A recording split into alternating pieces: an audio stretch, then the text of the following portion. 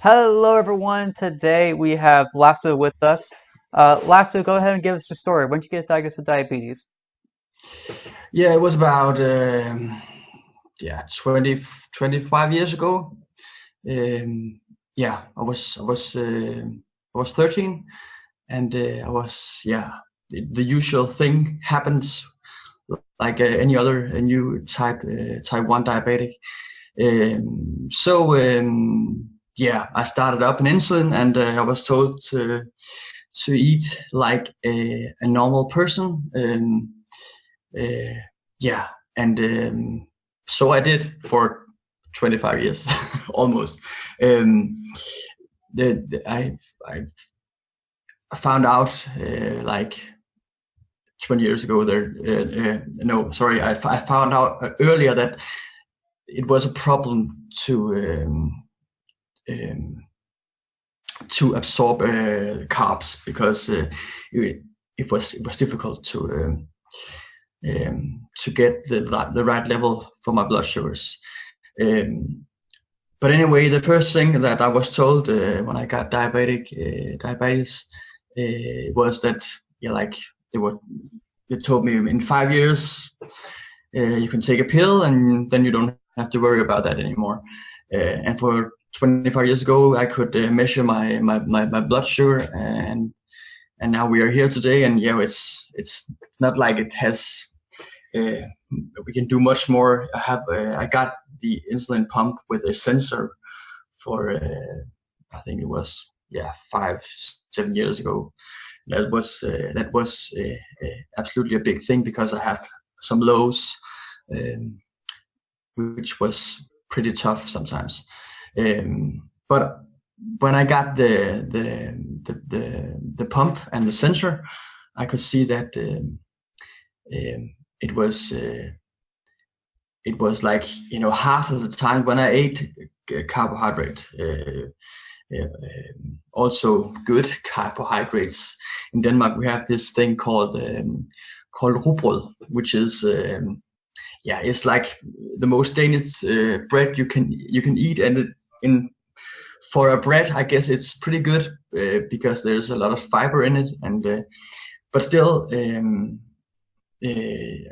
I ate rugbrød and other fiber breads, my sugar levels still raise pretty much, and it seems like the older I get, the more effect is carbohydrate. It makes a larger effect on my sugar levels. But the big thing for me, it was, or a bad thing, whatever. It was last spring. Um, yeah, actually, it started like 3 or 4 years ago when my eyes started to change because of my diabetic, and even though that my levels were like normal for, or they were, I was on the right goals. That was what my doctor told me, and the nurses, and so it was like, I don't know if it's the right units that you use in US, but here it's the goal. It's like 50, 50 or 55. That's the goal, and that's how my blood sugar was for most of the years. So I was actually doing pretty good. That's what I thought. I did what I could always. Anyway, but like I said, last year, my eyes got pretty bad. Actually, that was I was told, and the doctors told me that the eye doctors, because it's not. It seems like the doctors with the eyes don't always speak with the doctors who are on the diabetic, who are diabetes doctors. They don't always, for me, it seems like they don't speak to each other, because Mm-hmm. the doctors with the eyes said that it was pretty bad, and actually, even though my blood sugars yeah, in the goal. So but the thing was that it was pretty bad, and I had some injections in my eyes, and also a lot of laser operations. But yeah, I have been through a lot of that for the last 5 years. But now it was injection, which is like level up, so in getting bad eyes. And I was told that I might not be able to see so well when I get older. And I was really sad to hear, because I play music, and I also do I always also work as a photographer. So it was pretty bad news. But I have been what is it called, observing the carbs for some time before this, and I was trying to eat less carbs in some meals, but I was still told that you can eat whatever you want if you are diabetic. That's what you're told from the doctors. And both when I was 13 years, and now I'm almost 40, and still it's the same thing. Just take your insulin and you can live like a normal person. But I can see now that my eyes are doing really bad. I started to So on your eyes, how bad were they exactly? Were you just had blurry vision or what? Yeah, I had some blood running into the temporary blood running into the eyes because of the new blood. What is it called? Oh, my English. That's all right. Yeah, they were like so bad that they could not do it only with a laser surgery. So they had to do it with it's almost like the last thing they can do now is to do some injections, which can stop them from getting even worse.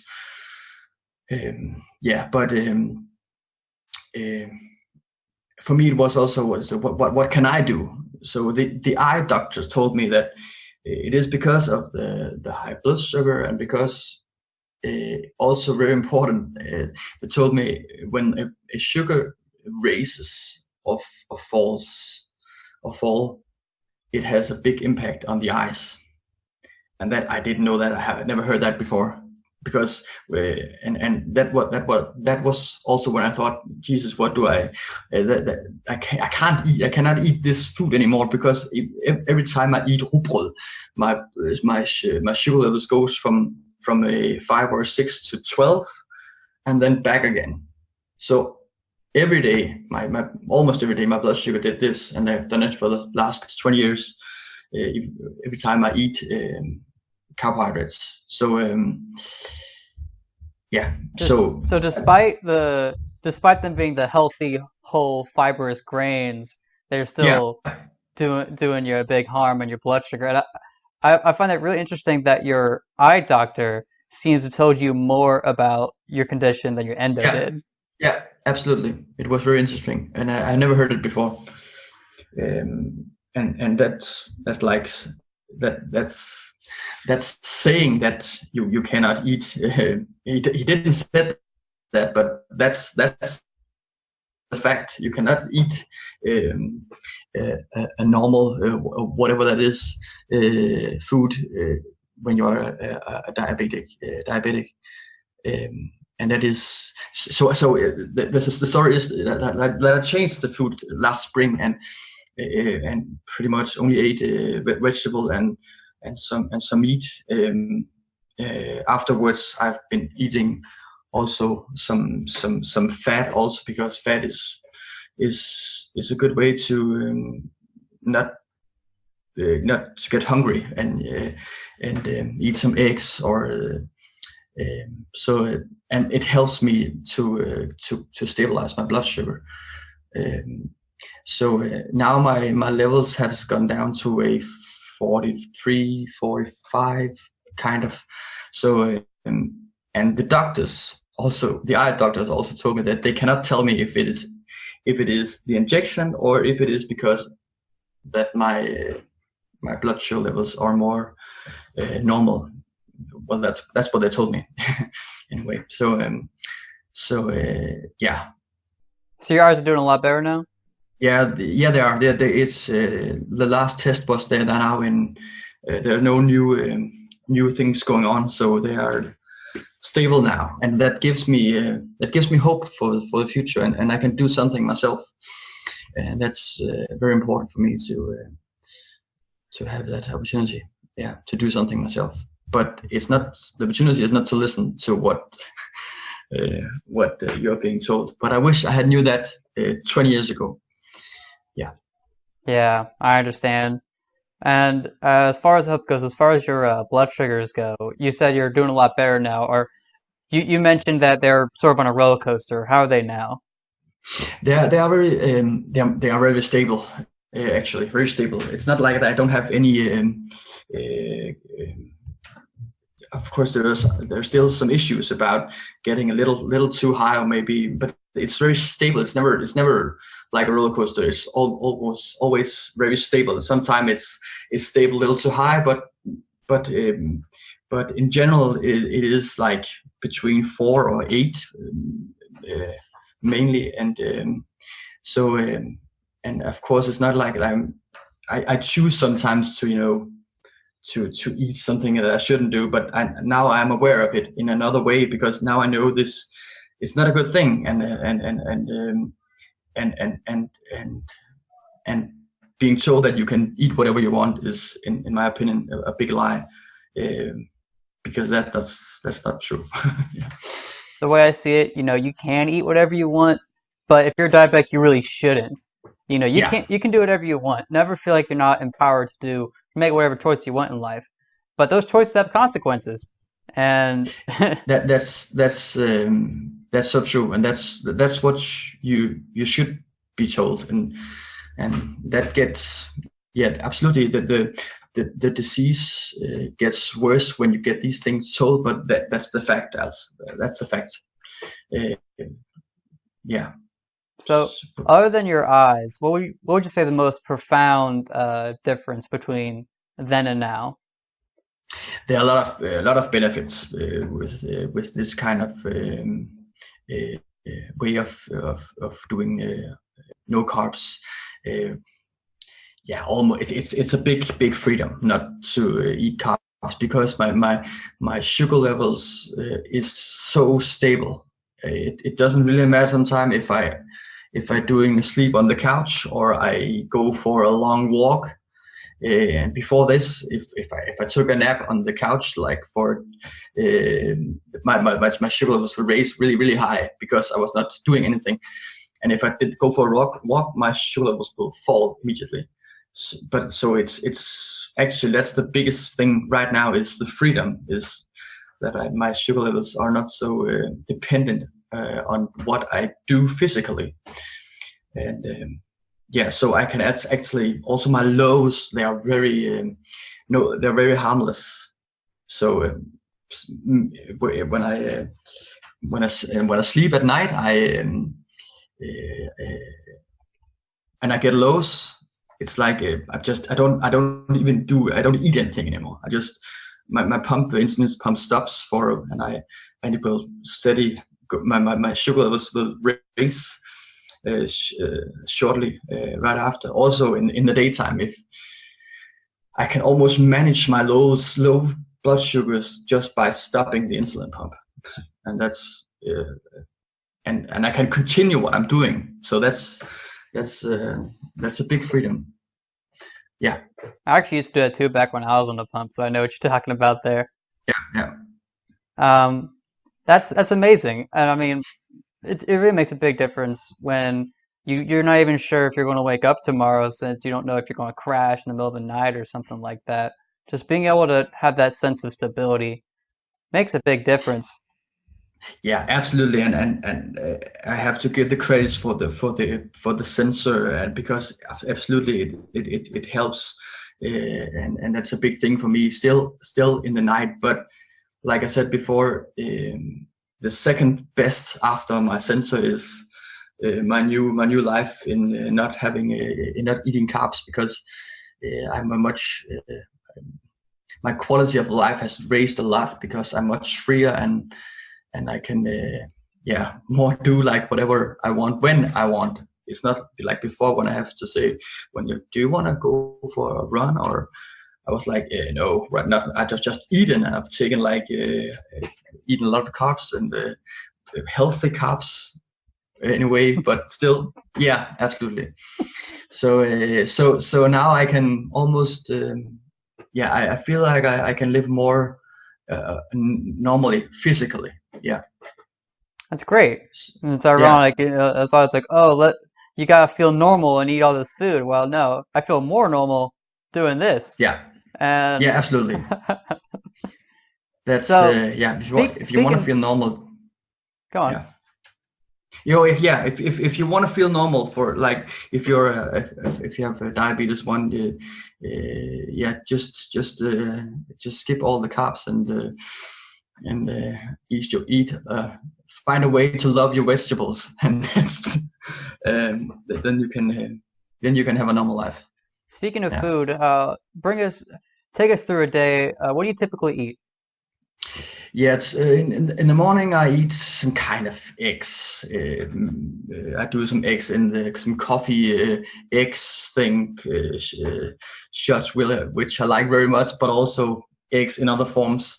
That's my breakfast mainly. Sometimes I skip the breakfast also because I'm not hungry, and it's easier to wait. So, yeah, but and the lunch is. Mainly I forgot to look up what it's called in English, but some kale like thing, vegetables, fish, eggs again maybe if I'm out. And the evening is bread. Sorry, not bread at all. In the evening it is a lot of vegetables and some meat and some some fat, mayo, whatever I feel like, bacon and stuff. Meat and veggies, that's the way to go. I prefer to keep it simple that way too. You don't have to mess with all those crazy recipes where it's like, oh, I'm going to do a zucchini boat or that. No. You can keep it simple. You can keep it simple, and you actually make very nice food with it. Because there are a lot of opportunities. It doesn't have to be boring food or anything. I still love eating. I actually love eating. And I still love eating. So you can make pretty good food if you want. Fantastic. If you could tell yourself anything back 25 years ago, what would that be? Yeah, I guess. For me, it's. Like I said, it's more for me. It's a lie to tell that you should. Still today, the Danish diabetes what's called union or something like that still recommend that you eat 40% carbs, and if I just have known for 20 years ago that you could do it this way. Instead, that would be fantastic, because I didn't have to. My body. I can now feel the many years of diabetes in my body, and maybe I could have avoided that. But I'll never know. At least you're here now. One last thing, then. What would you like to tell the diabetics watching this? Anything else? I'm sorry. Would you like to tell anything to the diabetics watching this right now? The reason why I'm doing this, and I guess why you're doing this, is that we have to spread the word, scream it out loud, some high places. So absolutely, what I want to tell anyone with diabetic, please try it out, because it's crazy. So that is my advice. Yeah. Try it out and spread the word. I like that. Yeah. Yeah. Well, Lasse, we'll leave it at that. Yeah. Great talking to you. Thank you for sharing your story with us. This is how Lasse tamed his Yeah. type 1. Yeah. Thank you.